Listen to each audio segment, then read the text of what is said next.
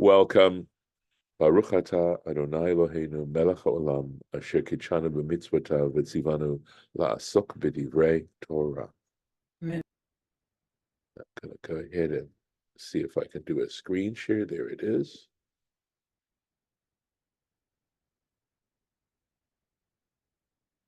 And here we are, starting chapter 4 of the book of Exodus.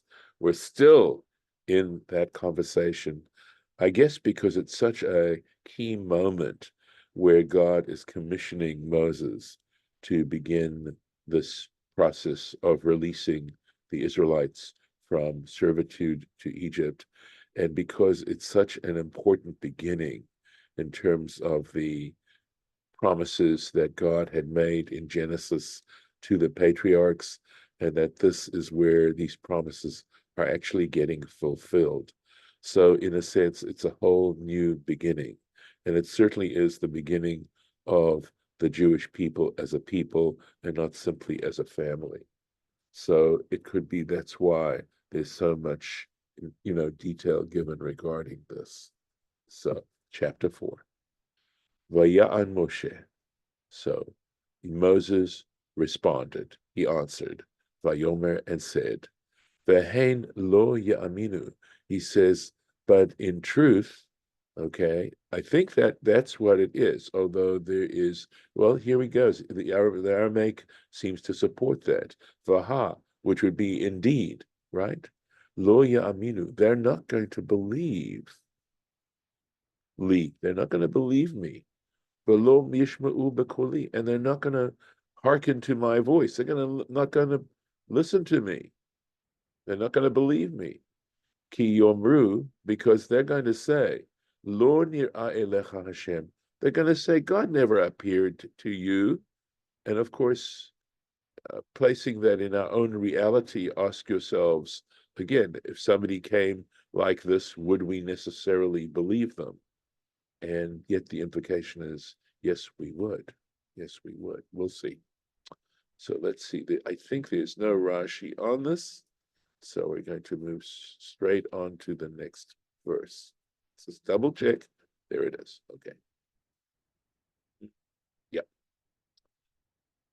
Vayomer Elav Hashem. So God said to him, Mazeh beyadecha. And ma is actually mazeh. Looks as if it's read as two words, but in the Torah it appears as one word, and it means, what is this in your hands? Vayomer mateh. And Moses says, it's a rod. It's a rod. Let's take a look. So, of course, that mazeh is something that Rashi wants to explain. What is it in your hand? Lekach nichtav teva achat. So the reason it's written as one word and not as two words, lidrosh mizeh shebeyadcha ata chayav. He's saying, because instead of mazeh, it looks as nizeh, from this, that one can interpret.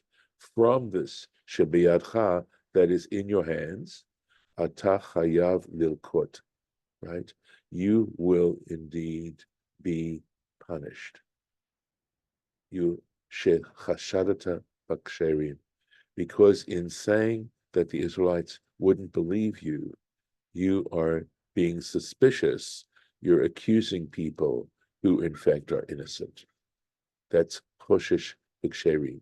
It means to suspect people who are innocent. And of course, how was Moses punished by the rod? When he struck the rock. And when he struck the rock with his rod, that is, in fact, when he was told that he would no longer be able to enter the promised land.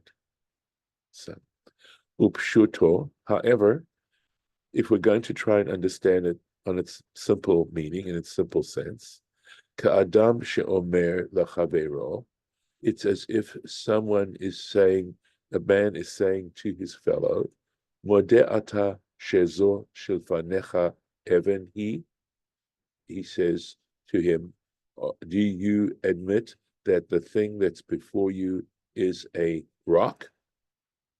Amar lo hain, And that person, his fellow, says, yes, I do. Amar lo, and he says, Hareini ose ota eitz. He says, well, I'm going to turn it into stone. So it's as I try to understand the point that Rashi is making, I think when he says Mazeh biyadecha, he's understanding that which is in your hand. That which is in your hand, in other words, are you willing to admit that that this is what's in your hand? Because he's not, here's the point. God isn't interested in finding out what's in Moses' hand. And that's the point really that Rashi's making, is that the question here isn't a simple question of, well, Moses, what is in your hand, in the sense of saying, I don't know what it is, and I need you to tell me. It's saying that which is in your hand, etc. In other words, do you see what's in your hand? I'm going to turn it into stone. So, or rather, well, he's going to turn it into a serpent. But that's the way Rashi's understanding, that it's not simply an interrogative. So, Vayomer, and God says, Hashlichehu arza, cast it upon the ground. Vayashlichehu arza, and so he cast it upon the ground. Vayhi lenachash, and it turned into a snake, a serpent. Vayanos Moshe mipanav, and Moses fled from its presence, from this snake. Again, the significance of these particular signs. Vayhi lenachash, and it turned into a snake. Ramaz lo she siper lashon hara al Yisrael. God was alluding to Moses that he had spoken wickedly regarding the Jewish people. We're familiar with this term lashon hara, to badmouth. So he was suggesting to him, by the rod turning into a serpent, into a snake, that Moses had spoken, had badmouthed the Jewish people. The Omro lo yaminuli, when he said, they're not going to believe me. But tafas umanoto shanachash, and so God took the craft of a snake, and the idea of a snake's craft is that a snake will attack, a snake will bite, not to get food. A lot of animals that are predatory are predators because they need to eat. This is not, at least this is the association with a snake, that a snake doesn't necessarily strike in order to consume the food, but for no reason whatsoever, possibly, just out of pure malice. And likewise, you ask yourself, when you badmouth someone, when you speak ill of another person, what do you gain? What do you really gain? You're hurting someone, but you're not personally gaining anything from it. So that's why the idea of the snake and the association with bad mouthing. Next, Vayomer Hashem el Moshe. So God hasn't given up. He says, the Lord spoke to Moses, and he says to him, Shlach yadcha ve'echoz lisnavo, cast out your hand and grab onto his tail, onto the tail of the snake. Vayishlach yado, and so Moses cast his hand, vayachazek bo, and he held on to the snake, the tail, vayhi lamate biachapo, and it became again a rod in his hand. And I'm sure there's a lot more to this than we're necessarily covering at this point, but at least to become familiar with these statements. At any rate, Rashi is going to talk to us here about a grammatical point. So the word chazak has to do with strength, to be strong. And so the issue is that when chazak is used in this particular manner, it means to grasp. He says, lashon achiza. It has the meaning of grasping. Who? V'harbe yesh b'mikra. And he says there are many other examples of this usage of the word lahachzik, to hold on to as meaning to grasp and not having a meaning of strength per se. So he gives an example. Vayachaziku ha'anashim biyado. And the people grasped onto his hand. I believe this is when they brought Lot back into the house. The angels, when they were in Sodom. Dvarim Kafeh in Deuteronomy chapter 25, Vehechazika bimvushav.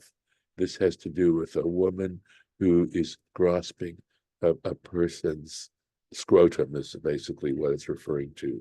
There's a law there about what you do in that situation where she is defending her husband and she grabs onto the attacker's private parts. Shmuel and Samuel, but again, notice echazika. She shall, it means to grasp, not to strengthen. Shmuel Aleph, the first book of Samuel, chapter 17, Vechazakti bizkano, and I grabbed on to his beard. I believe this is David, I think, talking about a lion. I could be wrong, but I believe that's what it's referring to. But again, I grabbed onto, I grasped.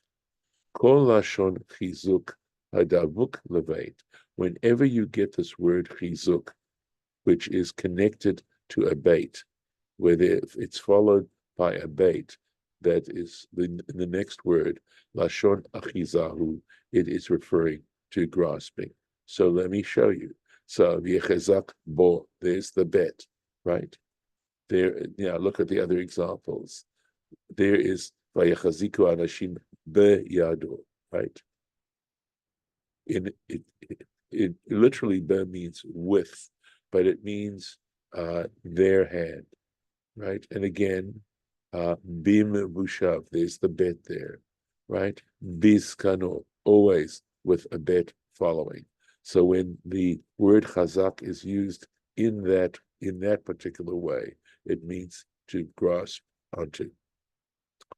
Going on back into the text itself. Excuse me.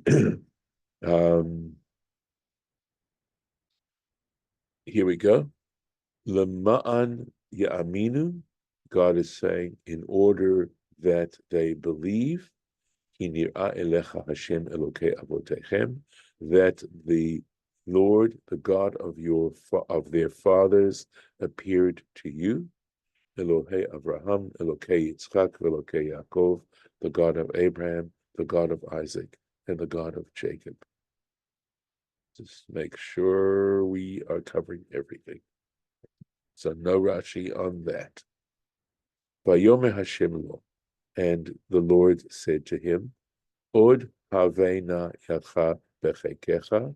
So I believe it says, and God said to him, furthermore, God said to him, Havena yacha, bring your hand bechekecha into your bosom.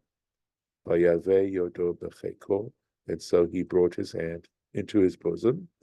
Vayotziha, and he took out his hand. Vehine yado metzorat kashalek, and behold, his hand was leprous like snow. One thing all these signs have in common, right, is they all have to do with bad mouthing of some kind because of what he said about the Jewish people, the Israelites, not believing him. Mitzorat kasheleg, okay, leprous as snow. Derech tzarat liyot levana. He says it's typical of tzarat. We translate it as leprosy, but that's not a good translation. Right? Tzarat, to be white. And he gives an example, im baheret levana hi. If this bright spot on the skin looks white, if it's white. Af ba'otzeh, and Rashi goes on to say, and in this sign too, Remaz lo, he alluded to him, Shelashon hara siper, but that he was speaking ill, he was bad-mouthing, but omro lo yaminu li, when he said, they're not going to believe me. Lefikach ilkahu b'tzarahud, and that's why he struck him with tzarat, kamoshe lakta Miriam, just as Miriam was struck with tzarat al lashon hara when she spoke evil against her brother, against Moses. Onwards. Vayomer hashev yadcha el chekecha. So God says to him, return your hand into your bosom. Vayashev yado el cheko. And so he replaced his hand into his bosom. Vayotzi hamekeko. And when he took it out of his bosom, vahine shava kivsaro. Behold, it had healed, essentially. It returned its flesh it returned, literally this means it had returned like his flesh. Like, in other words, like the rest of him. It looked just the same. Now, it had healed. When he brought it out of his bosom, behold, it had returned to its normal state. Mikan, so there's a lovely drush that he has. Mikan shemidat tova memaheret lavo mimidat puraniot. He says you can learn from this that the quality of goodness is quicker to come. It comes much more rapidly than the quality of retribution. How do we know this? Sheharai, because Bereishona, when he put his hand to begin with into his bosom, lo ne'emar becheko. It doesn't say when he took his hand out of his bosom. In other words, the instant when it was struck with leprosy, it doesn't talk about him removing his hand from his bosom. It says removing his hand. But in the case of when it was healed, it says he took his hand out of his bosom, meaning that the instant he took it out, it was healed. Whereas in the first case, it wasn't necessarily instantaneous when it was struck with leprosy. And I think we're on to the next page. Yes. V'haya, and so it'll be, im lo ya'aminu lach, and that if in fact they don't believe you, v'lo yishma'u l'kol ha'ot harishon, and they don't pay attention to literally it means the voice of the first sign. In other words, just simply, we wouldn't say to the voice, but it means in a sense the way that first sign is speaking out, and that's the one having to do with the snake, right, with the serpent and the rod. They will pay attention to the voice of the last sign. V'haya, and okay, I think here we go. They will in fact pay attention to the last sign. Mishitomar lahem, once you say to them, Bishvilchem likiti, it's on your sake. In other words, when this, in the case of the leprosy, right? When you say, I was struck with leprosy, right? Al shesiparti alechem lashon hara, because I spoke ill of you, I badmouthed you, ya'aminu lacha, because they will believe you. They will believe you if you say that you were struck with leprosy when you did this.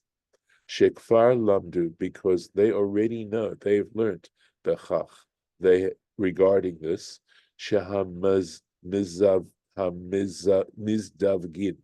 that the people who plot together, who get together, lahara lahem, to act wickedly against them, lokim benigaim, are smitten with plagues or sores or leprosy.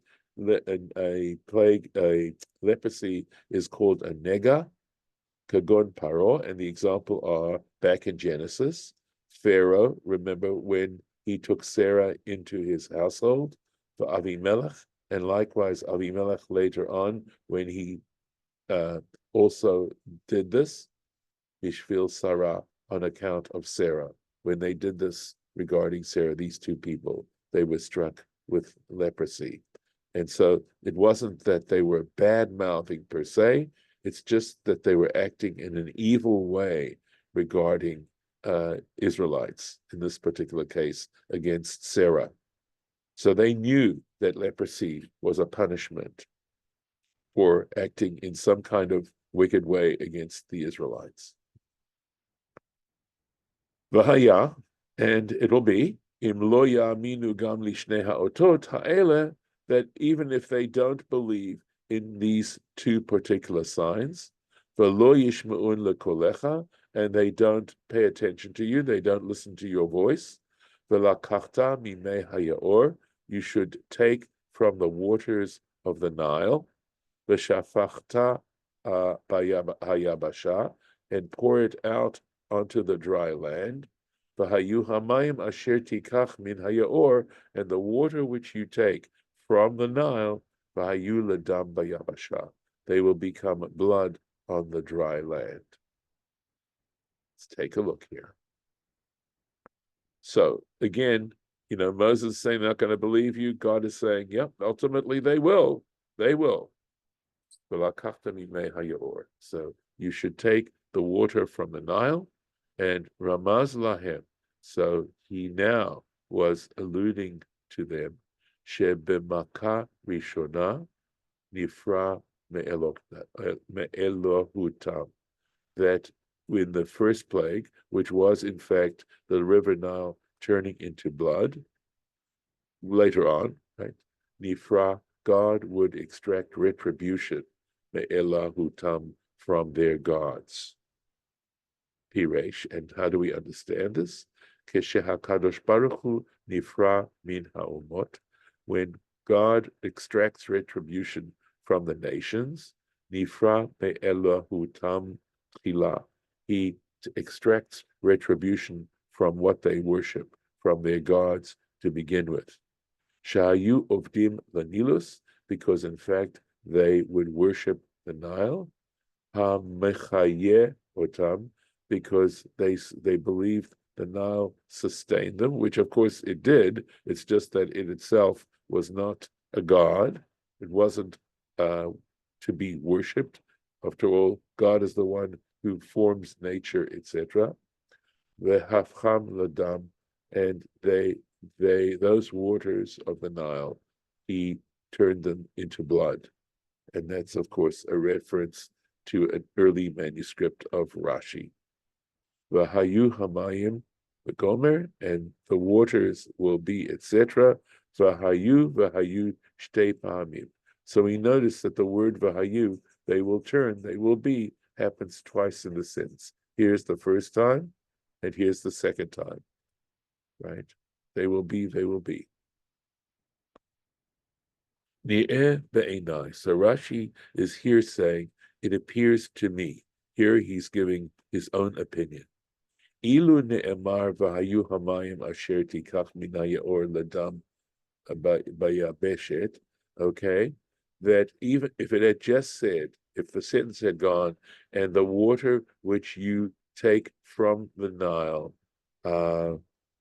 as blood on the dry land, Shomea ani, I would learn from this, I would understand by this, Shebeyado hemne pachim ladam, that when the moment he drew them out of the Nile, and they were still in his hands, they had changed into blood. But as keshiadu la'aretz, and then as they dropped onto the land, as he dropped them onto the land, you behaviatam, they would remain the same.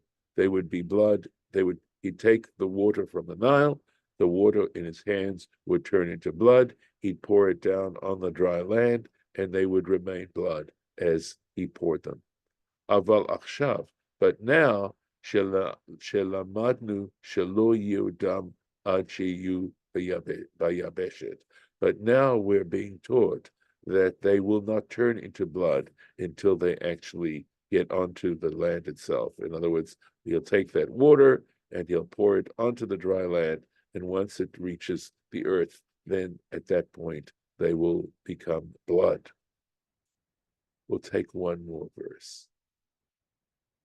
Okay.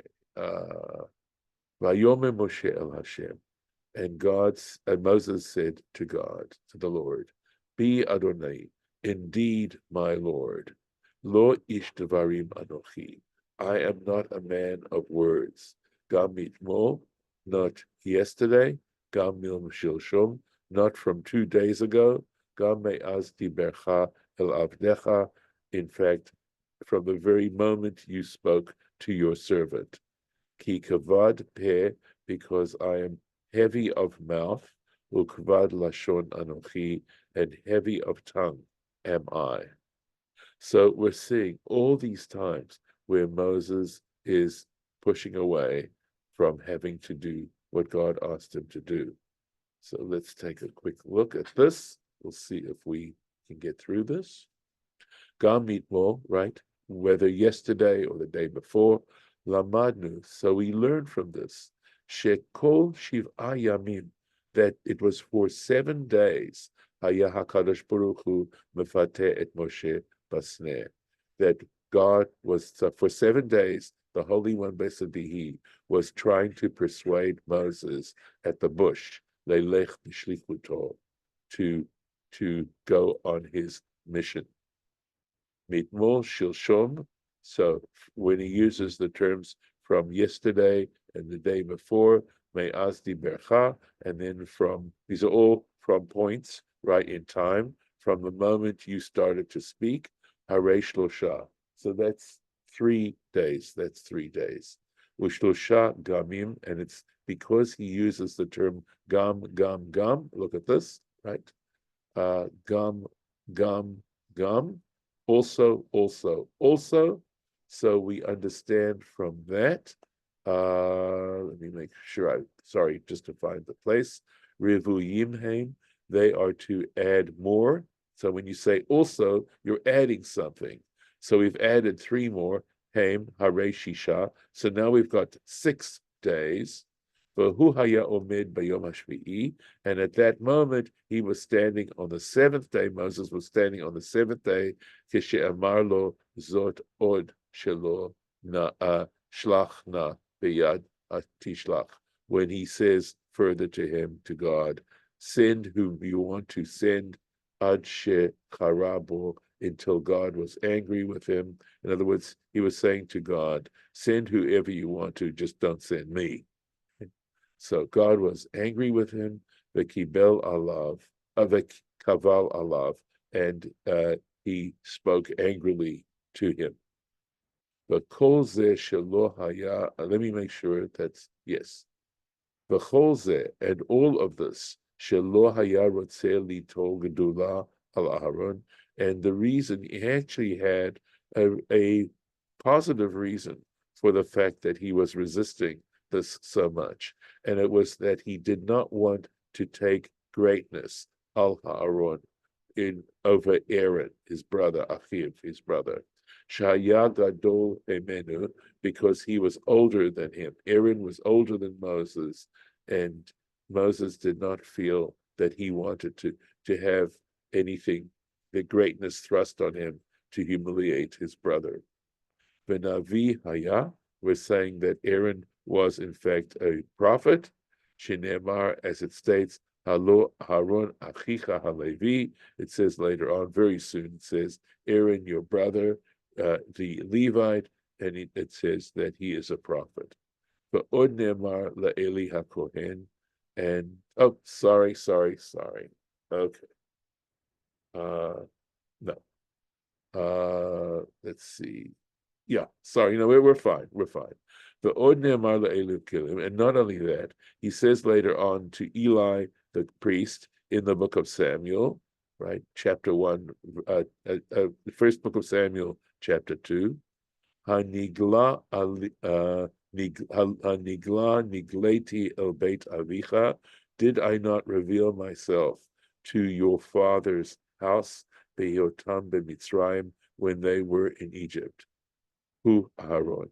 Well, his father, quote, here, Eli's father, the priest, would have been Aaron, right? Because priests were descendants of Aaron. And likewise in Ezekiel chapter 20, va'odah lahem be'eretz Mitzrayim, and va'ivadah lahem be'eretz Mitzrayim, I made known to them in the land of Egypt, etc. For Omer, yeah, David. Yeah. So just a quick question about Moses, his feelings there in terms of, he didn't want to take greatness away from his brother, but God would know this. So, why, I guess the question is, I mean, to bring Moses through all of that, knowing all that, I mean, it could have been, I don't know, addressed more directly, right? Yeah. It is a good point, and I don't know if I'm capable of answering well here. Certainly it is an idea that wouldn't have jumped out to us from the text. It is a tradition.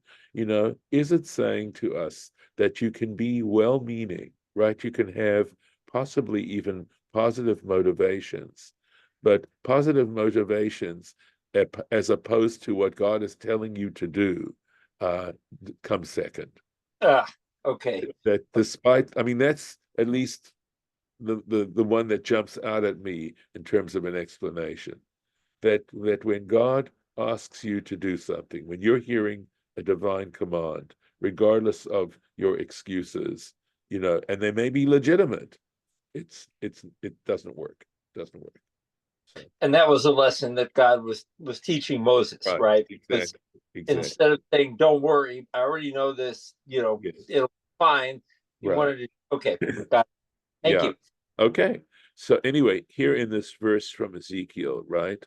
I made known to them, Ezekiel saying, I made known to them in the land of Egypt, etc. For Omar Alehem, and I said to them, Ish shikutse enav hashlichu.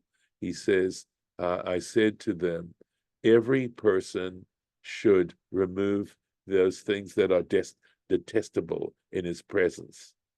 Hashlichu, get rid of them. Ota nevuah, and that prophecy that God had made, this one that we just read now, the Aharon Ne'emara, in fact, it was said to Aaron, which proves that Aaron was a prophet. And of course, at this point, Moses was not a prophet. Kaved peh. So he says, I am slow of speech, is how that's translated. It means heavy of mouth. Bekvedut, with heaviness, in other words, with difficulty. Ani medaber, I'm able to articulate my words, is what he's saying. I have a hard time speaking. Uvelashon las, and he says, Rashi says that in French, and I didn't look to see what it was in French, how you pronounce this word, but the word stammelend means stammering. So that much I do know, and this is where we're going to leave it for now. And with the sentence here, let me just mark the place, put in a bookmark, and we're right here.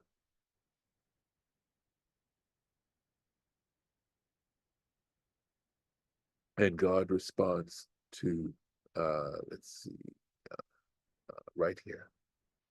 God responds to Moses.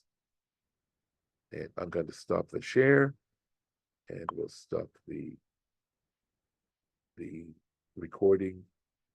And that is it for this particular Parsha this year.